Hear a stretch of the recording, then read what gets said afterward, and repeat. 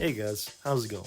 So recently I've been really digging into the Nintendo DS's library, and of course, you got your classics. You got New Super Mario Bros, you got Super Princess Peach, you got Zelda, you got Mario Kart, you got the basic stuff, but there's a lot of weird and obscure games that I really want to talk about. Because, well, the DS had a long library. It had multiple models. I mean, of course, you have the Fat DS, the DS Lite, the DSi, so on and so forth. I mean, I think the DS came out in 2004 and it saw games coming out in like 2011, 2012, so there's definitely got to be some hidden gems buried in there.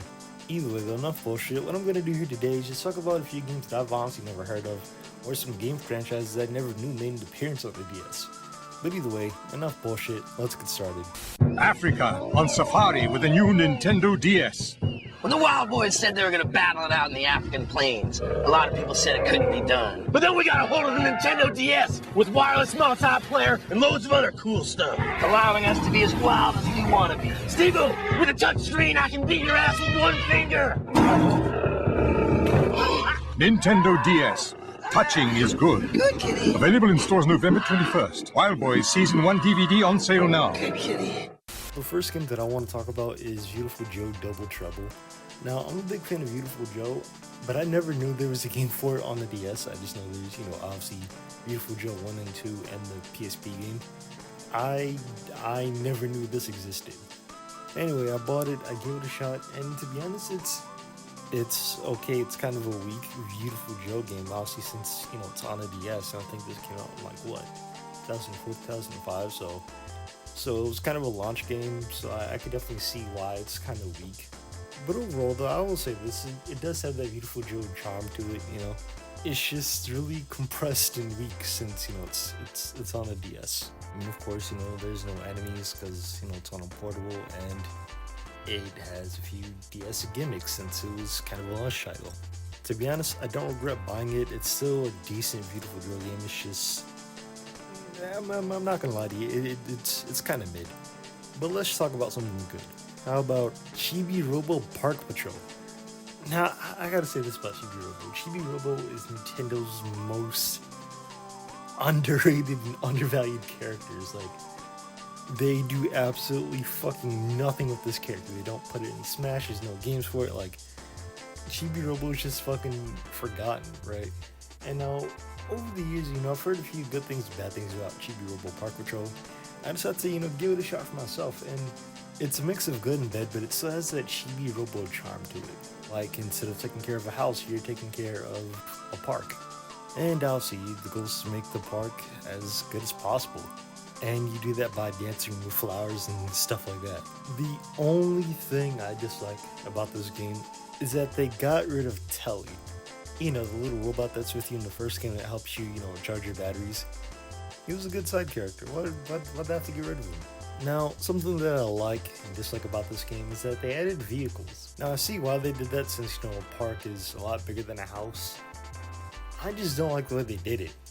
You gotta use the touchscreen and the buttons, which it's very fucking awkward. But I mean, and that's a cool little bit of content to the game. Also, like the first Chibi Robo, you meet a bunch of characters. Obviously, they help you, rebuild the park, and of course, none of the old characters come back. But I'd say all the characters in this game have that Chibi Robo energy that I like. Overall, though, Chibi Robo Park Patrol is a great game.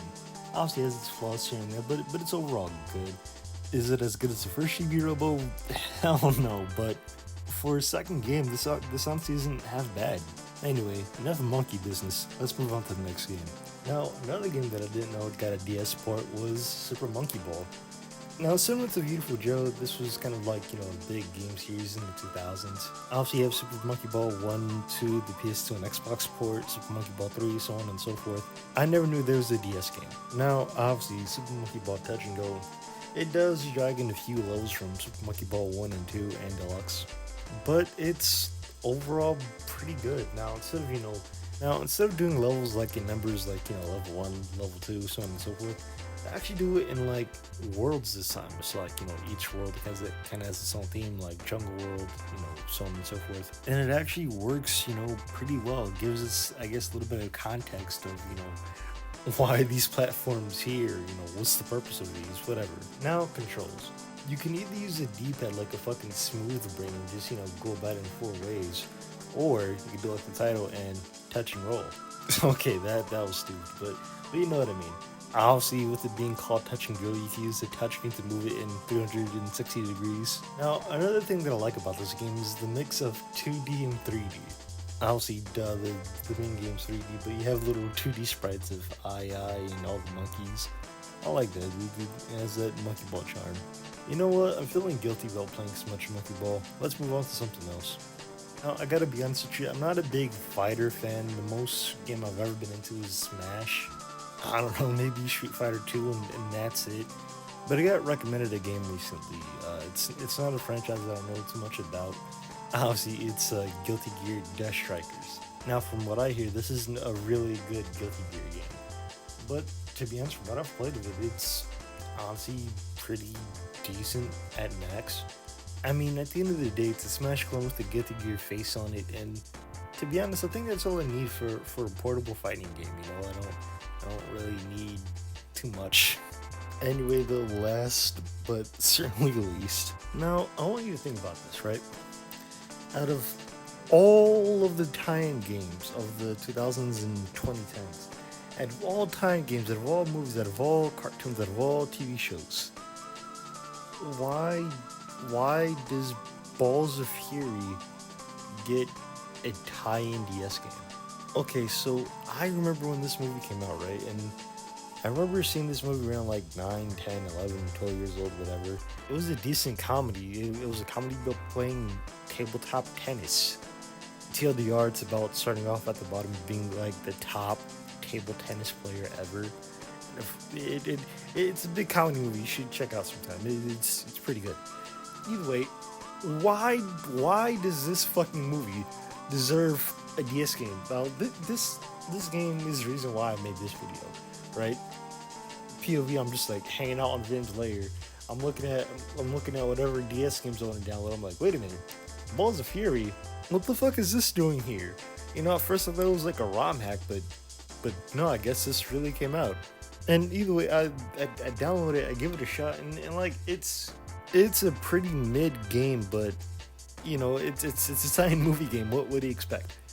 It's basically a tennis game where you have to use a touchscreen to go back and forth with the tennis ball. And that's kind of it. You just pick out characters from the movie and just go. There's no story. There's no nothing. But again, I want to know, who the fuck was the manager, producer, whoever, who the fuck greenlighted this game? Why? Because Balls of Fury came out in like the mid to late 2000s. I feel like a lot of movies deserve the time game more than this shit. I mean, I don't know, Hangover, Click, fucking Friday, whatever adult comedy movie from the mid 2000s, whatever. Either way, though, ladies and gents, enough of that shit. To be honest, those are all the DS games I've been playing recently. And like I said, I've just been like digging deep into the DS's library and just picking out some gems. There was a few games that I wanted to talk about, but I couldn't find any proper gameplay for it.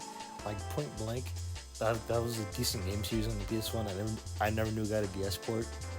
It's a decent game for what it is. Yeah, I guess if you want to, like, subscribe, do whatever you want to do, no rush, and yeah, tell me your favorite DS games in the comments. I'll see you guys later. Peace.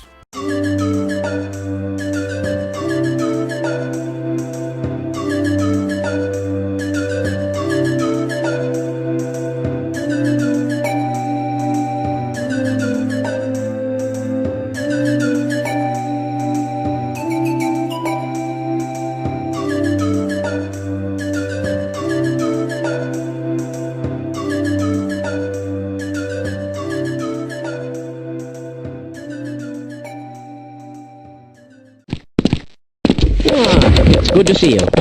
Gordon, you lousy motherfucker. Get your dork ass down to the test chamber or else I will shove the sample up your ass. Stop fucking with the microwave.